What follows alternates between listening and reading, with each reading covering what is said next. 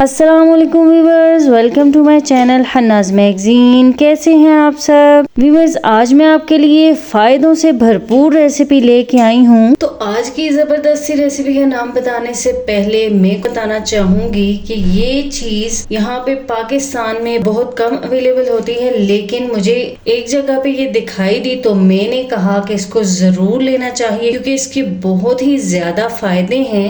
तो मैंने जल्दी से ले लिए ये आमले। शायद आपकी नज़रों से भी आमलों के फ़वाइद गुजरे होंगे कि इस आमले के बहुत ही ज़्यादा फ़वाइद हैं, तो इसीलिए नज़र आते ही फटाफट से मैंने इनको ख़रीद लिया। अब मैं इनसे मुख्तलिफ किस्म की रेसिपीज़ बनाऊंगी। तो आज मैं बना रही हूँ आमला का मुरब्बा। आप सब तो जानते ही हैं कि मुरब्बा कितनी हेल्दी चीज़ है, और फिर जब आमला का मुरब्बा हो तो ये और ही ज़्यादा फ़ायदों से भरपूर हो जाता है। तो इसके लिए सबसे पहले मैंने इन सारे आमलों को अच्छे से यूं मल के धो लिया है ताकि इनके ऊपर से तमाम डस्ट वगैरह साफ हो जाएं। मैंने ये सख्त से आमले लिए हैं। इस रेसिपी के लिए आप भी इस तरह से थोड़े सख्त से फ्रेश आमले ले लीजिएगा, और साइज़ में भी थोड़े से बड़े होने चाहिए, इससे रेसिपी ज़्यादा अच्छी बनकर तैयार होगी। तो यहाँ पे मैंने ये 10 से 12 आमले अलग कर लिए हैं। आपको जितनी ये रेसिपी बनानी हो उतने ज़्यादा आमले ले लीजिएगा। और अब सबसे इम्पोर्टेंट चीज़ के अच्छे से वॉश करने के बाद इनको अच्छे से ही ड्राई कर लेंगे। तो इस तरीके से कोई भी रुमाल ले लेंगे और इनको अच्छे से खुश्क करते जाएंगे। यूं देखिए ये अच्छे से ड्राई हो रहे हैं। इस तरीके से सारे आमलों को अच्छे से खुश्क कर लेंगे ताकि इन पे कोई भी नमी ना रहे। तो यूँ इनको ड्राई करते जाते हैं, और इसके साथ ही साथ आपको मैं आमले के कुछ बेनिफिट्स के बारे में भी बता देती हूँ। आमले जो है वो हमारी टोटल हेल्थ के लिए एक बहुत ही ज़बरदस्त चीज़ है। ये हमारी हार्ट हेल्थ के लिए, हमारी दिमागी हेल्थ के लिए बहुत ही ज़बरदस्त होते हैं, और उसके साथ ये हमारी स्किन के लिए बहुत अच्छे होते हैं। इनसे स्किन ग्लोइंग होती है, और बालों के लिए, बालों की ग्रोथ के लिए ये बहुत ही अच्छी चीज़ है। उसके अलावा हमारी डाइजेशन के लिए ये बहुत ही ज़बरदस्त होते हैं। मैदे के लिए बहुत ही अच्छे होते हैं। कॉन्स्टिपेशन और चीज़ें हजम ना होने के मसाइल इस आमले से हल हो सकते हैं। साथ ही साथ ये एनर्जी बूस्टर भी हैं, यानी कि इससे एनर्जी बूस्ट अप होती है, इम्यूनिटी इंक्रीज होती है, कमजोरी खत्म होती है, हमारी बॉडी में जो इन्फ्लेमेशंस होती हैं उनको खत्म करते हैं। ओवरऑल देखा जाए तो ये बहुत ही जबरदस्त नेचुरल और सुपर फूड है। हम वैसे अपनी सेहत के लिए डिफरेंट टाइप्स के एनर्जी बूस्टर्स ढूंढते रहते हैं, तलाश में रहते हैं, तो हमें इस तरह की नेचुरल चीज़ों की तरफ आना चाहिए। इससे कोई भी साइड इफ़ेक्ट भी नहीं होता और फ़ायदे ही फ़ायदे हासिल होते हैं। देखिए इसको ड्राई करते करते साथ ही साथ मैंने आपको इसके बेशुमार फ़ायदे बता दिए। इसके अलावा भी इस आमला के हज़ारों फ़वाइद हैं जिनको बयान करते करते वीडियो काफ़ी लंबी हो जाएगी। तो ये तमाम आमले अच्छे से ड्राई हो चुके हैं। अब हमें इनको स्टीम करना होगा। आमलों को स्टीम करने के लिए आप स्टीमर का यूज़ कर सकते हैं, लेकिन स्टीमर हर घर में इजीली अवेलेबल नहीं होता। सो मैं आपको बताऊंगी कि आप किस तरह से इनको स्टीम कर सकते हैं। आप कोई भी देगची, कोई भी बड़ा बर्तन ले लें इस तरह से, जैसे मैंने कुकर लिया है, और इसमें ये वाला स्टीमर रख लें। ये वाला तकरीबन हर घर में अवेलेबल होता है, और ना भी हो तो इजीली मार्केट से मिल जाता है ये। अगर आपके पास ये भी ना हो तो फिर आप कोई भी जाली वाली बास्केट इसके अंदर रख सकते हैं। बस ऐसा बर्तन होना चाहिए कि जिससे आमलों को पानी टच ना हो। तो ये देखिए इसके साथ ये स्टैंड्स भी हैं, इससे ये पानी से ऊपर रहेगा। ये देखिए मैं आपके सामने रख रही हूँ इसको कुकर के अंदर। थोड़ा सा पानी डाल लिया है, पानी अच्छे से गर्म हो चुका है, हल्का हल्का धुआं उठ रहा है। तो इस स्टेज पे मैं यहाँ पे अपने ये ड्राई किए हुए आमले रखती जाऊंगी, एक एक करके रख दूंगी इनको। यहाँ पे देखिए मैंने थोड़े थोड़े से गैप पे ये आमले रख दिए हैं, और अब इनको मैं 20 मिनट के लिए बिल्कुल कवर करके स्टीम होने के लिए रख दूंगी। तो यहाँ पे लो फ्लेम पे 20 मिनट के बाद बहुत अच्छे से ये आमले स्टीम हो चुके हैं, और ये देखिए अब ये बहुत गर्म है। तो अब हम इनको थोड़ी देर के लिए ठंडा होने के लिए रख देंगे। स्टीम और ठंडा होने के बाद देखिए यूं इनकी ये कलियां थोड़ी थोड़ी सी खुल चुकी हैं। तो हम इनको यूं ओपन कर लेंगे। इनकी कलियों को अलग अलग करके इसके अंदर से इसका ये सीड निकाल लेंगे, और यूं ये देखिए इसकी सारी कलियां बिल्कुल अलग अलग हो चुकी हैं।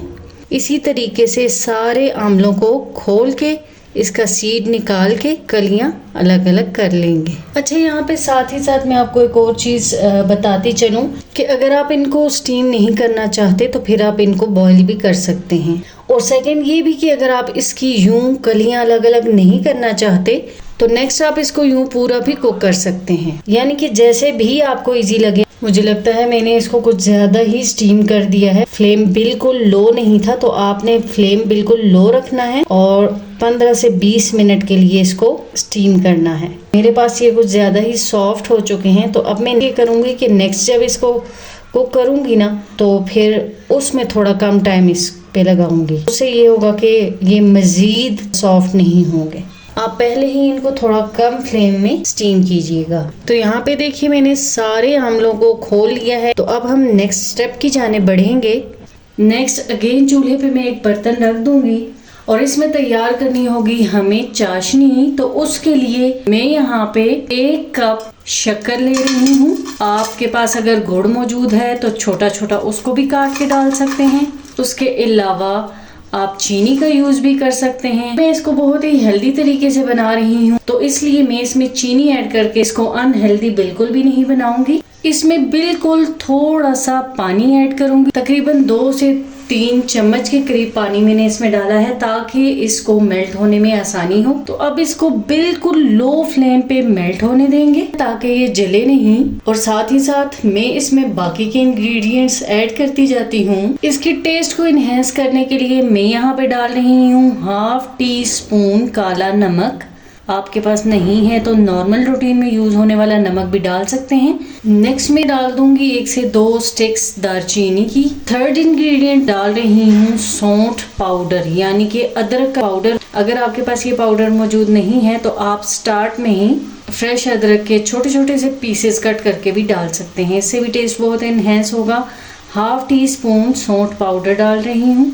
इन तीनों चीज़ों से इसका टेस्ट बहुत ही ज़बरदस्त हो जाएगा और ये मज़ीद हेल्दी हो जाएंगी। लेकिन ये तीनों चीज़ें ऑप्शनल हैं, तो आप स्किप भी कर सकते हैं। हमने इसमें चीज़ें भी शामिल कर दी और साथ ही साथ शक्कर भी मेल्ट होता जा रहा है। शक्कर की वजह से इसका टेस्ट भी बहुत ज़बरदस्त होगा और इसका कलर भी बहुत ही अच्छा होगा। इस चाशनी में हमने कोई 1 तार या 2 तार वाला काम नहीं करना, बस इसको थोड़ा सा मेल्ट कर लेंगे और इस तरह से इसकी कंसिस्टेंसी हो जाएगी जिस तरह से शहद की कंसिस्टेंसी होती है। मैं सारी चीज़ों में आपको साथ ही साथ ऑप्शंस भी देती रहती हूँ कि अगर आपके पास एक चीज़ मौजूद ना हो तो दूसरी यूज़ कर सकते हैं ताकि आपको आसानी हो और आप रेसिपी भी बना लें। यहाँ पे देखिए सारा शक्कर अच्छे से मेल्ट हो चुका है। तो इस स्टेज पे हम इसमें अपने स्टीम किए हुए आंवले शामिल कर देंगे। इनको बिल्कुल स्लोली हल्के हाथ से मिक्स करेंगे ताकि सारे आंवले शक्कर से अच्छे से कोट हो जाएं। आंवले डालने के बाद हम इनको तकरीबन 5 से 10 मिनट के लिए इस चाशनी के अंदर कुक कर लेंगे। अगर ये आंवले ज़्यादा सॉफ्ट नहीं है, जैसे मेरे पास ज़्यादा सॉफ्ट थे, तो फिर आप इनको 15 से 20 मिनट के लिए इस चाशनी के अंदर कुक करें। हल्के हाथ से थोड़ा थोड़ा इसमें चम्मच चलाएंगे। 10-12 मिनट की कुकिंग के बाद देखिए ये अच्छे से थिक भी हो चुका है और देखिए काफ़ी हद तक आंवले अपना कलर चेंज कर चुके हैं और इस चाशनी को अपने अंदर एब्जॉर्ब कर चुके हैं।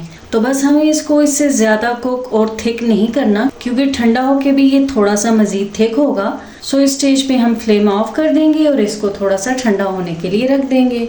यहाँ पे ये अच्छे से ठंडा हो चुका है। तो अब बारी है इसकी स्टोरेज की। तो हम इसको डाल लेंगे किसी भी जार या बॉटल में, जो भी ऑलरेडी आपके घर में मौजूद हो। इसके लिए कोई नई चीज़ ख़रीदने की ज़रूरत नहीं होती। हर घर में अचार या जैम वगैरह आते रहते हैं, तो उसकी बॉटल जब खाली हो जाए उसको अच्छे से वॉश करके आप ड्राई कर लिया करें और इस तरीके से रीयूज़ कर लिया करें। जैसे मेरे पास ये देखिए मरहबा हनी का ये ग्लास है, तो मैंने इसको अच्छे से धो के ड्राई कर लिया है। अब मैं इसमें ये मुरब्बा स्टोर कर लूँगी। जब भी आप कोई चीज़ स्टोर करें तो फिर जब आप उसको यूज़ करने लगें तो जो स्पून यूज़ करें वो भी बिल्कुल ड्राई होना चाहिए, यानी कि इसमें किसी किस्म की नमी नहीं जानी चाहिए। तो फिर स्टोर होने वाली चीज़ बहुत लंबे अरसे तक ख़राब होने से बच जाती है। अब हम इसको थोड़ा थोड़ा करके इस जार में डालते जाएंगे और इस ग्लास को इससे फिल कर लेंगे। कि आपके पास अगर चाशनी बच जाए तो कोई मसला नहीं, उसको आप किसी रेसिपी में भी यूज कर सकते हैं और नेक्स्ट जब आप मुरब्बा बनाएं तो उसमें भी आप इस चाशनी को यूज कर सकते हैं, यानी कि वो वेस्ट नहीं होगी। तो व्यूअर्स यहाँ पे देखिए हमारा ये विटामिन सी और बेशुमार फायदों से भरपूर आंवले का मुरब्बा हो चुका है रेडी, और हमने इसको इस जार में ट्रांसफर कर लिया है। आप इसको लंबे अरसे तक स्टोर कर सकते हैं, यानी कि इजीली 1 से 1.5 साल तक ये इंशाल्लाह ताला बिल्कुल भी खराब नहीं होगा। इस सीजन में जरूर से बना के रखिए, क्योंकि इसका थोड़ा सा कम सीजन होता है, जल्दी ही खत्म हो जाता है। जल्दी से इसको खरीदिए, बनाइए और इसके बेशुमार न्यूट्रिएंट्स से फायदा उठाइए।